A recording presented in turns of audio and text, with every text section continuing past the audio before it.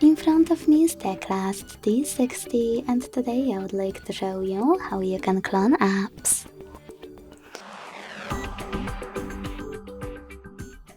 Begin by opening Settings and hitting Apps.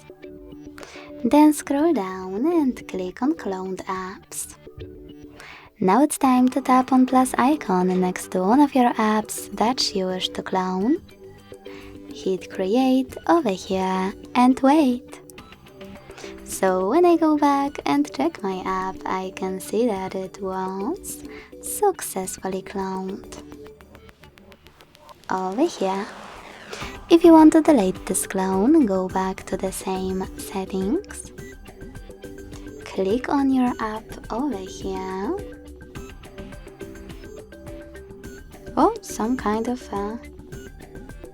bag, okay. Over here. And as you can see, now this little bean appeared next to it. To get rid of your app, tap on it and confirm your choice in the pop-up. Thanks so much for watching. If you enjoyed this video, leave a like, comment and subscribe. Bye!